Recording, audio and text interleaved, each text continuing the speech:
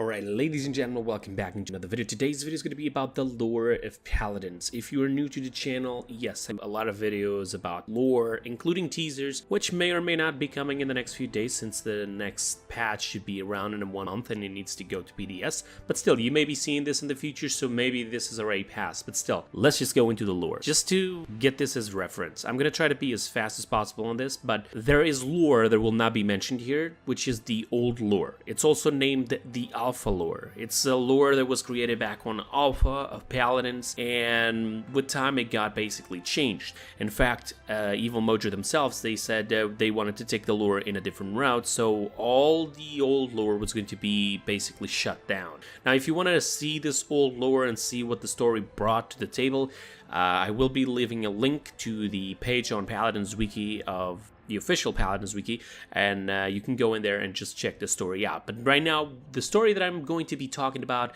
it is the original story that is being used right now, as of right now, the Darkness, the Realm, the Paladins, Resistance, etc.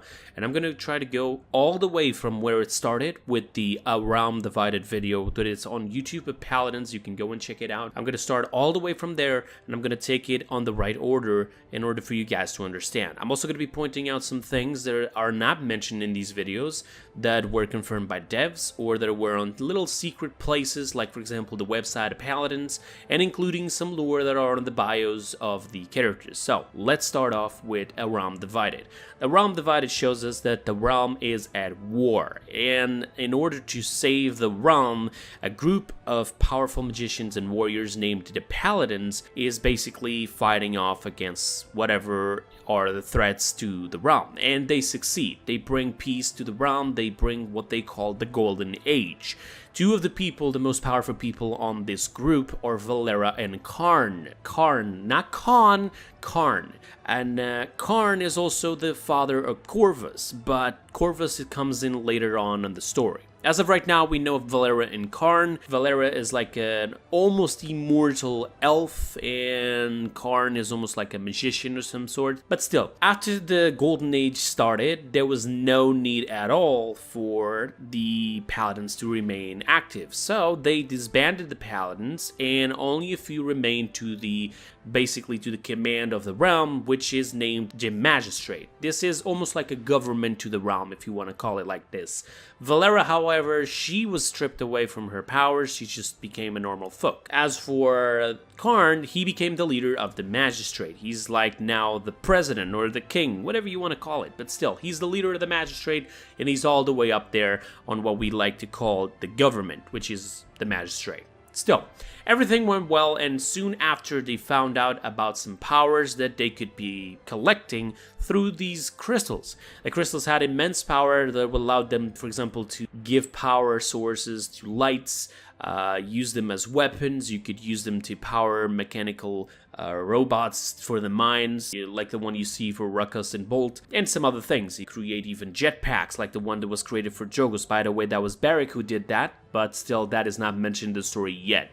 Still, continuing on, so the crystals showed up, but it's not all good things, right? It didn't just happen good things.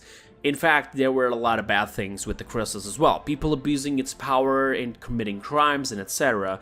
So, the Magistrate, mostly Karn, he went on and he said, yeah, we're not going to allow the common folks from the villages and etc. who are not important, who are not part of the military, the magistrate, or like the high nobility people. We're not going to allow these people to go along with the crystals because, I mean, there's going to be a lot of issues in the process. So we're going to limit the use of these crystals to depending on who the people are. Now, Valera stood against this. She didn't like the idea very much. In fact, she said that the crystals had the power to improve the lives of everyone in the realm, not just the people up there, the Magistrate, right? So she, together with some people from the villages and etc., went against the Magistrate, but they failed. They created a resistance, and they failed against the Magistrate. In fact, we even get to see Terminus, for example, who stood on the side of this resistance. When the war waged on between the resistance and the Magistrate, he ended up dying And that's why he's now on the magistrate's side, because the magistrate managed to get his body shattered by Ash. They got his body, created a core that connected all the pieces together, and now they control him. And he's also going to be mentioned again in the future, but let's just continue. So, with this, they saw we're not strong enough to fight the magistrate. We're going to collect some more people for this cause. And we get to see Koga, for example, joining the party. We get to see Cassie joining the party, Xialing, Ying. We got many others, even Inara's on that group as well. And yeah, the resistance started to have a little bit more power than they had before. And then decided to basically take on the name of the former Paladins because, well, they're fighting for the rights of the realm. But there's a lot more to come. Before we go into the rest of the story of the magistrate / resistance, I want to talk about now what is named the Siege of Ascension's Peak. And this is the second lore video that came out. This was when basically Khan came out. There was even an event on the map Ascension's Peak, and this story basically talks about Genos. Genos, long ago, ascended to the skies, and when he did so, people were waiting for him to return, and many people went all up there to Ascension's Peak and waited for the person who ascended to the skies, aka Genos. They waited for him. But many people actually waited and ended up giving up. The only person who didn't give up was actually Buck. Buck initially was basically a thug of the streets. Then he became a powerful soldier on the magistrate's side, and then he gave up on that, mainly probably because he didn't agree with what was going on with the crystal situation, and he decided to become a devoted monk. And he waited for Genos. When Genos returned, Genos showed him everything he saw on the stars, everything he saw through the galaxy, and etc. And that's how Buck actually has a self-healing ability that, if you notice, he does a constellation when he does similar to what Genos does with most of his abilities. So there you have an explanation why Buck has that. Of course, he doesn't have it full training, so yeah, that's the only thing he can use. Now, a lot of people learned of the Genos return, but there was one specific place that was really interested in this, and they wanted the help of Genos to sort of end the war. And that was House Aiko. And if you don't know what House Aiko is, it's basically like a noble family. They had their own village and etc. And at the throne, we had Leon. And second command, basically the military command, we have Khan.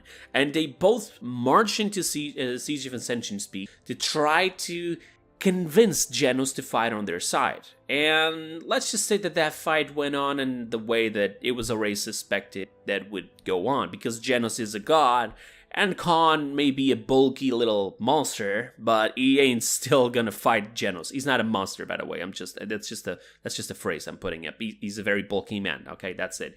So yeah, they failed, and it's confirmed later on some lore that was written on the website of Paladins. Now let's go into Furia. Furia and Seris' lore is actually one of my favorite lores in the story, which is basically two sisters, Sarah and Abby. They live in the city named Seris, and they're pretty much normal sisters. They're really happy and etc. until somebody from the magistrate is sent over there to deal with the portal that is open to the abyss. There's a little portal, well, whatever you want to call it, and people feared that this well or this portal is going to destroy everything around it. So they need, supposedly, a sacrifice. You basically give them a soul, and they just like, oh, okay, we're good, and they close the portal. But this is what they think. It may not be what it's actually going to happen. Now, the person that was sent from the magistrate to deal with this was actually Corvus. And this is important for the story because what I'm going to tell you after the entire destruction of the city, there's an explanation why Corvus survived, and we'll talk about that after. Basically, Corvus decided to select somebody to be a sacrifice, and he selected Abby. So basically, he selected Abby and grabbed her and went to take her as a sacrifice. Now, her sister, however, Sarah, she still tried to fight it off, but of course she had no power against the magistrate. Later on, she went to this church on the city of Seris, which she basically just asked to the gods to help her save her sister, or most likely avenge her sister now. It's a little bit too late. And something happened, but I want to go back into Abby. So Corvus takes Abby, they even cut her hair out, just put an outfit on her, and they send her to the portal. When she gets there, something happens, and it's not what people were expecting. The Abyss does not want a sacrifice, they just wanted a body. Because as you can see, the Abyssal Lord, when he comes out of the portal, he seems more like a spirit. But when we see him, when Furia goes after him, he seems like a solid person. It's like a solid,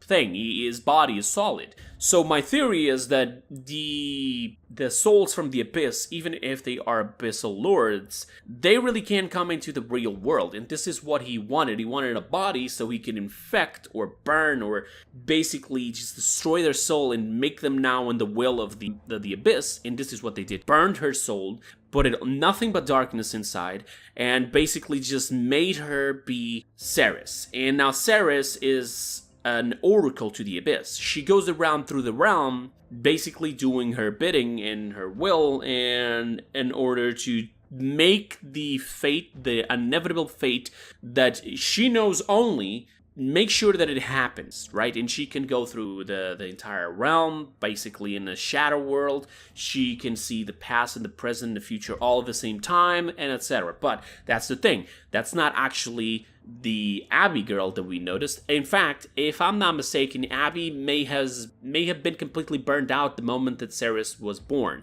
And Seris, she didn't just get the name because she became an agent to the Abyss. No. She was given the name because when this entire thing happened, the Abyssal Lord together with Seris destroyed the city, and yeah, she got the name of the city, which is Seris. Then the Abyssal Lord went back into the hole. Seris now wanders through the realm doing her bidding, etc. She disappears. Furia survived, as you guys have noticed what I mentioned before, because she received power from the Pyre. The Pyre is supposed to be heaven, the Abyss is supposed to be hell, right? On this universe of the realm and etc. of the Paladins. So she receives the power from the Pyre. Now she goes in to try to save her sister. So her sister is long gone. So she goes inside of the Abyss and she goes in and kills the Abyssal Lord. She got her revenge, but she still needs to save her sister. When she comes back out later on, she joins up with the Resistance.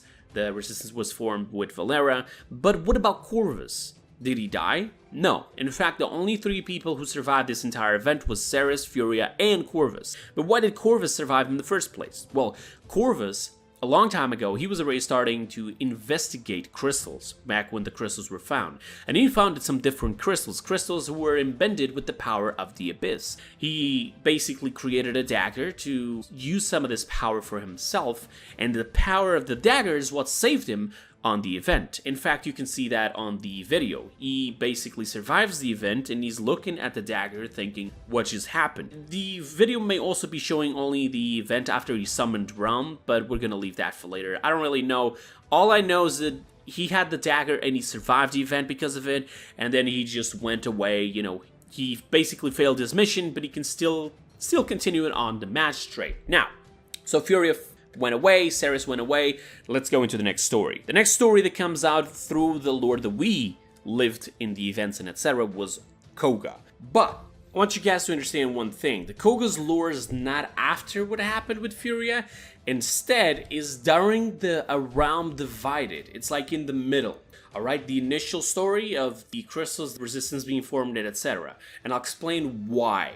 In the bio of Sky, you get to see that when she started, she was noble, then she found a passion with killing and etc. She joined the underworld of the assassin, etc., which means she joined the 1,000 Hands, and then later on, the magistrate caught her attention. In the realm divided, you get to see that she is there the moment that they decide to basically say the crystals are not to be used by the common folks anymore. You get to see her there, so it would make much more sense that whatever happened here with Zen and Koga, because Sky appears on this video, this was long before because she went to the magistrate after. So let's go through Koga. Koga was a street rat. He was a little kid, no money, no food, no nothing, but he still had some fighting in him.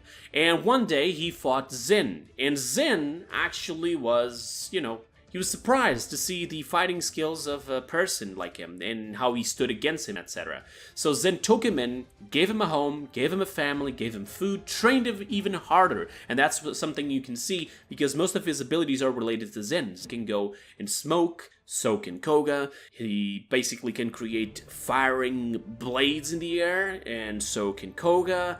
And then his ultimate is 1,000 different blade cuts and etc. And so is Koga's ultimate. And as you can see, he learns a lot from his master. But through the entire Thousand Hands guild, there was a problem. There's people planting fake stuff in lies. So basically they framed Koga and Zen got really upset. So Zen banished Koga away. Koga one day returns to basically have his revenge against the person who lied basically inside of the Thousand Hands because he made up stuff about him, and even to have his revenge on his former master Zen. And in that video you get to see Sky defending Zen because she was like the second in command or something, or she was under like the right arm of Zen, or something like that. I really don't know what to tell you. There's not really much there confirmed, but we do know that Sky later on goes and joins the magistrate, so that's why I'm telling you that this happened during the events of the Realm Divided video. So there you go with Koga's story. Koga also ends up joining the Resistance because there's one text that confirms it before they go into the Shattered Desert. But before we go into the Shattered Desert, I want to talk about the Dragon's Call event. The Dragon's Call event was something that just caught us off guard. There was basically a beacon that was lit, a very powerful beacon that everyone got to see, right? But who lit this beacon? Well, it was Genos. Genos was there to basically gather the help from the warders, which unfortunately none of them existed anymore except for one, but she's gonna appear later. So she lit the beacon to try to get the help from the warders, and nobody showed up. So nobody was showing up. He just decided, you know what, I'm going to leave then. I'm going to gather help from somewhere else as well. And why is he trying to gather help in the first place? Because he's trying to fight the darkness that the moon told him that it was coming. So he later on goes away, but with the beacon lit, a lot of people saw it. So both the Resistance and the Magistrate both send their forces in there to try to collect the power that was basically there to be, be harvested. Because this was ancient powers, and both Valera and Karn knew that this was something really powerful, so they sent people in there to try to collect the thing. Probably they didn't know that they were going at the same time, so yeah, that's why they clashed in there. So they go in there and they fought, and there was even an event, if you guys remember, where we could collect a key, a ball, a big ball, and we would have to basically pass it to other people and try to take it all the way to the enemy's side. And that was basically the key. That key later on would open a vault. Inside of the vault, there was these gauntlets with really immense power that were basically related to dragons, controlling the elements and controlling dragon. But, the Paladins won, and the Magistrate just had to go away. Now I want to ask you guys to do one tiny little favor. Ignore the fact that it was Furia, Moji, Shaling, and Khan that went there.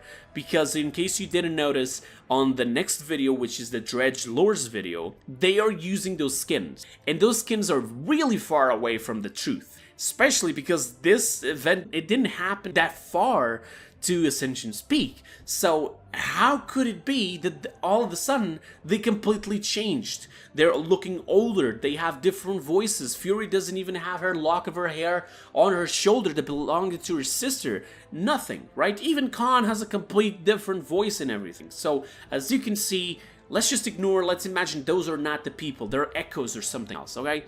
So just leave it, right? So the Paladins, when they collect the gauntlets, they come away, they go away from the island of the Dragon's Call event, and they get ambushed by Admiral Dredge, who is still human, by the way. So Admiral Dredge destroys their boat, collects the gauntlets for himself, but there's an issue. Dredge is not worthy. He's not worthy of those gauntlets, so a dragon comes from the Dragon's Call event island and goes after him, kills him, destroys the ship, he sinks down into the ocean, but an Abyssal Lord, a second Abyssal Lord, not the same as the first one, now shows up. Something related, a little bit similar to a Kraken. And he gives powers to Dredge. Dredge was already a bad person, so he's completely different from Seris. Seris basically got her soul completely burned out so they could plant the darkness inside of her from the abyss, right? Dredge, however, he's already dark as hell, so no need to put anything else in there. He basically just becomes like a zombie, I would say. He has a second life. He now has a little bit more extra power, like creating portals and etc.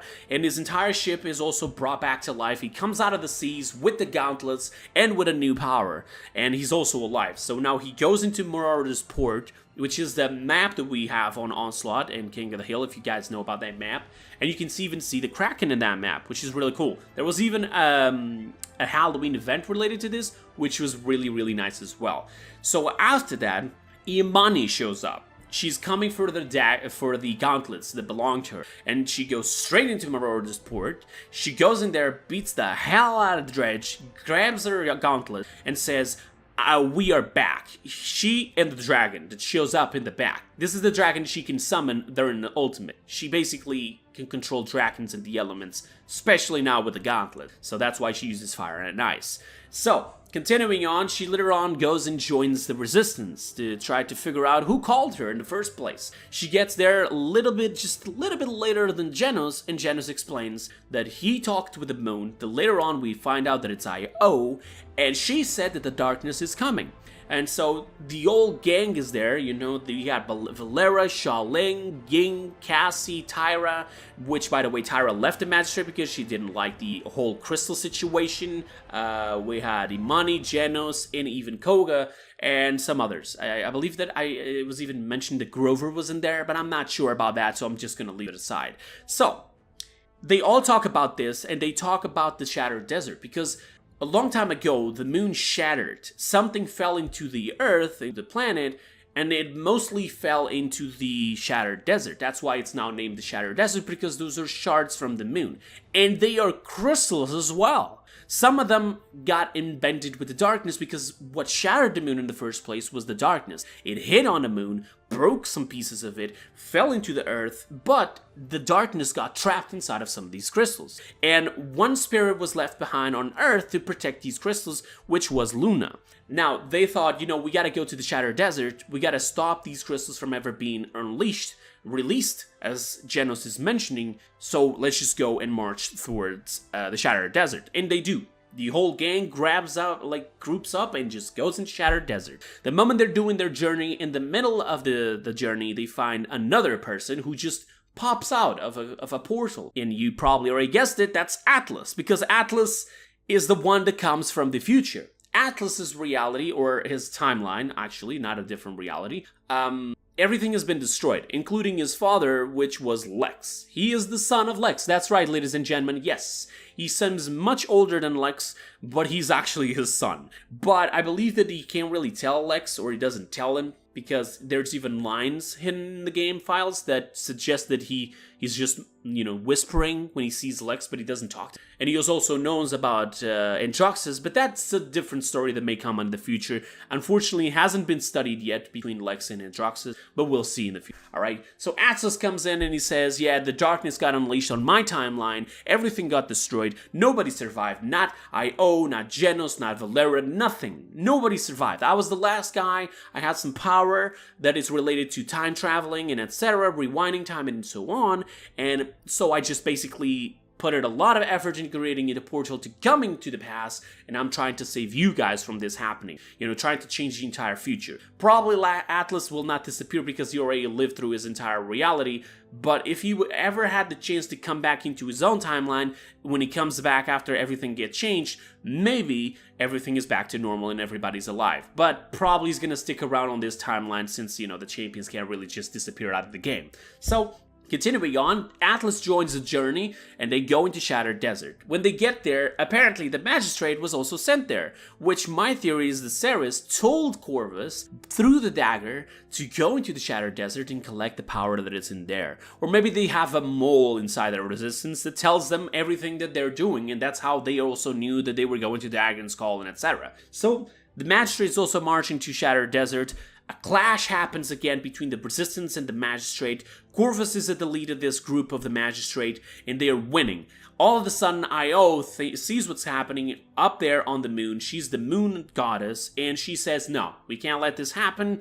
and I'm not gonna let the darkness be released, so I'm gonna go down there and I'm gonna help.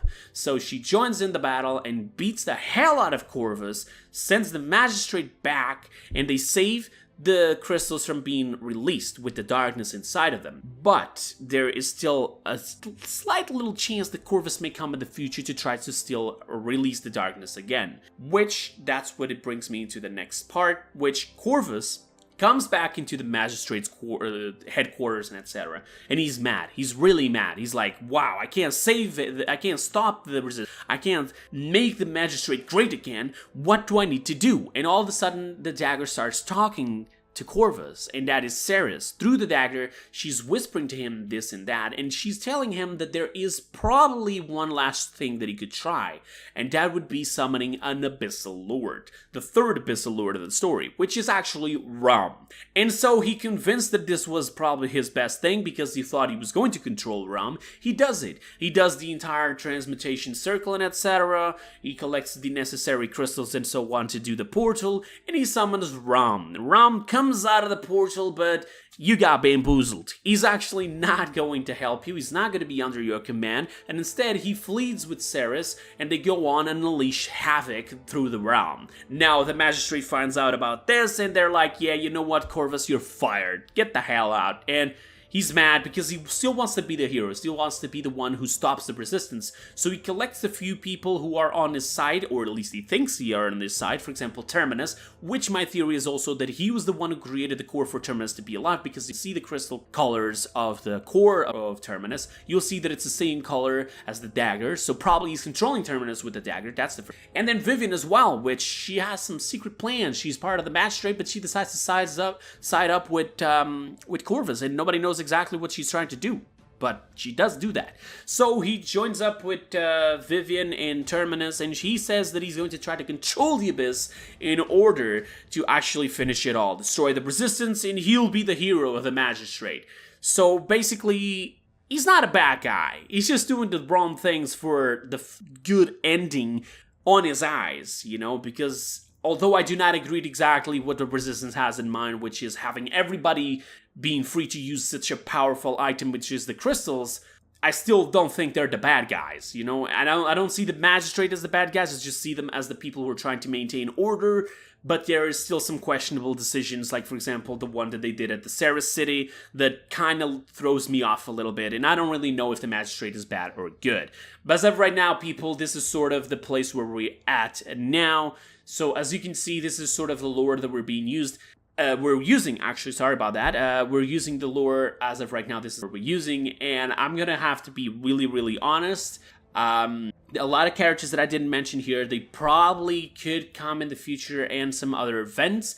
As for people asking where we're gonna have more events, as of right now, the entire Evil Mojo team is stuck at home. They really can't do much of COVID and etc. like most of us are, and so we're kind of limited in what we can do. And as of right now as well, they're also trying to polish the game as much as possible, and when it's completely in a good state, they'll probably go in for some new events in actually lore. As you've noticed, I didn't mention a lot of characters like, for example, Canessa, Strix, Maeve, Maldamba, because these characters, well, they have their own unique lore. Some of them are neutral, some of them have, for example, they're part of the Sentinels and etc., but this story hasn't been explored yet. Like, for example, Ruckus, his machine, his suit, which is named Bolt, it wasn't just a normal suit of excavation mines. It was actually, Ruckus found a crystal in the mines, put it in the mechanical suit, and gave life to it because that crystal was a little bit more powerful, and Bolt was born, you know? So there's a lot of story in here. Bomb King, people tell he was actually created by Leon's people back there. They said they wanted to create a soldier. They joined a lot of bombs. He was born, but he thinks he's the king, so therefore he is Bomb King, and he just goes through the realm and destroys everything. You know, there's a lot of story in here with Willow, Lex, even in Androxus. I'm really eager to see the story about those two. And probably still more story to come with Furia and Seris, because, yeah, it got stuck in there. We're still waiting. But still, that is pretty much all the lore that I have here collected for you guys. And some of these things that I mentioned, like, for example, that it was Genos that lit the beacon, this was actually in some story that was written on the website of Paladins. So yeah, you're not gonna find that in the very specific ways like videos or anything, or even characters bios. So yeah, that's a little extra, little secret there just for you guys to learn of. All right, that's pretty much it about the lore. Thank you so much for watching. I hope you guys enjoyed. I hope I took away some of your doubts about the lore, and I hope this also made you a little bit hyped towards the lore Paladins, so that, you know, Evil Mojo can see, okay, people love the lore, we're gonna have to continue this, and we're gonna have to hammer it hard with more lore. So that's pretty much it. See you guys next time. Till then, have a wonderful time and stay safe. Bye bye.